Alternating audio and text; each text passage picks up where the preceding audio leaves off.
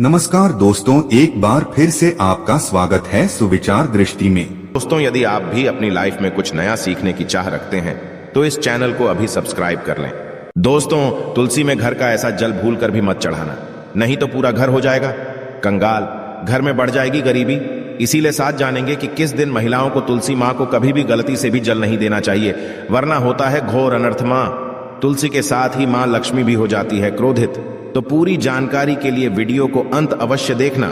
शास्त्रों के अनुसार जहां पर तुलसी का पौधा होता है तो वहां पर साक्षात माँ लक्ष्मी स्थायी रूप से निवास करती हैं। आपको बता दें कि जो व्यक्ति सही तरीके से तुलसी की पूजा पाठ और देखभाल यदि कर लेता है तो सदैव महालक्ष्मी उसके घर में अपना स्थान बना लेती है।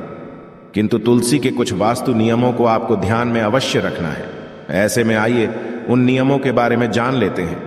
नंबर 1, नियमित तौर पर तुलसी माता के दर्शन करने और हाथ जोड़ने से व्यक्ति के सभी पाप खत्म हो जाते हैं। ऐसे में उसके अंदर एक नई ऊर्जा का संचार होता है जो उसे कामयाब बनाती है। नंबर 2, शास्त्रों के अनुसार तुलसी माता यदि जिस व्यक्ति पर मेहरबान हो जाए तो उसे रंक से राजा बना देती है।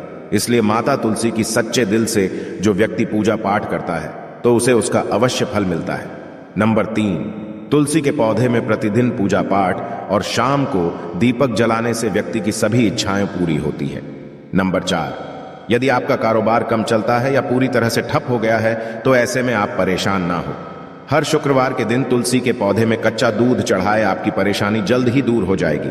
तुलसी माता अपने भक्तों को कभी भी निराश नहीं करती। नंबर 5, जहां पर स्थायी रूप से नियमित तौर पर तुलसी में दीपक जलता है तो भूल कर भी भूत प्रेत आत्मा उस घर में भटकती भी नहीं है, बल्कि जहां पर तुलसी का पौधा लगा होता है तो उस घर से नकारात्मक ऊर्जा कोसों दूर रहती है। नंबर 6, यदि आपके घर में पैसों की तंगी रहती है और घर की जमा पूंजी धीरे धीरे कम होती जा रही है तो तुलसी के नीचे घी का दीपक जलाकर सच्चे दिल से उसकी पूजा करें और देखें तुलसी माता का चमत्कार। नंबर 7, 100 गुना फल प्राप्ति के लिए विष्णु भगवान की पूजा में तुलसी के पत्तों का बहुत ही महत्व है। कहते हैं यदि आपके पास भगवान को चढ़ाने के लिए कोई भोग ना हो तो केवल तुलसी का पत्ता चढ़ा दें, वो प्रसन्न हो जाते हैं। वैसे तो प्रत्येक देवी देवता की पूजा में तुलसी का उपयोग किया जाता है, किंतु भगवान शंकर और गणेश जी की पूजा में तुलसी का उपयोग नहीं किया जाता।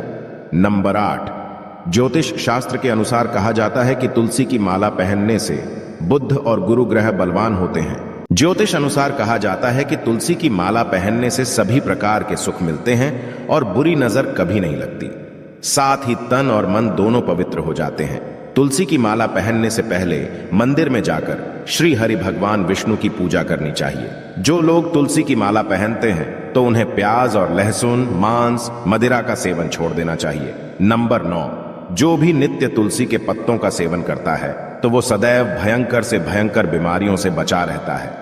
तुलसी के पत्तों का सेवन अनेक बीमारियों को जड़ से खत्म करता है। नंबर 10, जो व्यक्ति सच्चे दिल से तुलसी विवाह करवाता है तो सभी देवी देवताओं की कृपा उस पर बरसती है। तुलसी माता सदैव उसके साथ रहती है और उसके हर बिगड़े कार्य को पूरा कर देती है।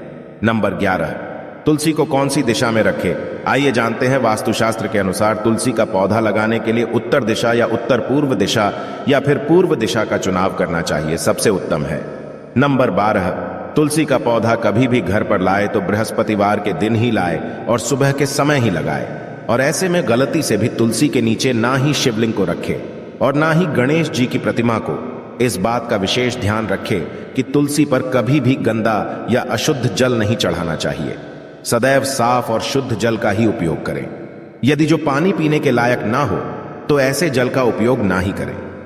जिस जल को आप पीने के लिए उपयोग कर सकते हैं ऐसे जल को ही तुलसी मां को अर्पित करना चाहिए। इसके अलावा कुछ और बातों पर भी ध्यान देने की जरूरत है। दोस्तों, सबसे ज्यादा जो महिलाएं सवाल पूछना चाहती है वे ये है कि क्या मासिक धर्म के दौरान तुलसी की पूजा सकती है? क्या महिलाएं तुलसी को मासिक धर्म के दौरान जल चढ़ा सकती है या नहीं? तो चलिए इसके बारे में भी जान लेते हैं। दोस्तों, मासिक धर्म के दौरान स्त्रियां अपवित्र होती हैं और इसलिए मासिक धर्म के दौरान कुछ काम ऐसे हैं जो नहीं करने चाहिए। मंदिर नहीं जाना चाहिए तथा चौराहे पर नहीं जाना चाहिए, क्योंकि इससे बुरी नजर लग सकती है। ऐसे ही पौधों में पानी भी नहीं देना चाहिए, इससे पौधे सड़ जाते हैं। और कोई भी धार्मिक कार्य भी नहीं करने चाहिए। इसलिए आपको मासिक धर्म के दौरान तुलसी को जल भी अर्पण नहीं करना चाहिए। तुलसी व्रत भी नहीं करना चाहिए, तुलसी के पास भी नहीं जाना चाहिए, वरना तुलसी का पौधा सूख सकता है, तुलसी अपवित्र हो जाती है। तुलसी की पवित्रता का विशेष ख्याल रखा जाना चाहिए। मासिक धर्म के दौरान चौथे दिन स्नान करने के बाद ही आपको कोई धार्मिक कार्य करने चाहिए। तो यह थी आज की विशेष जानकारी। वीडियो से विदा लेने से पहले आपसे एक गुजारिश करते हैं कि कमेंट बॉक्स में जय तुलसी मां अवश्य लिखें। आशा है कि आज की इस प्रस्तुति में बताई गई जानकारी आपको अच्छे से समझ आ गई होगी। वीडियो अच्छा लगा हो तो एक लाइक अवश्य कर दें। धन्यवाद वीडियो के अंत तक बने रहने के लिए।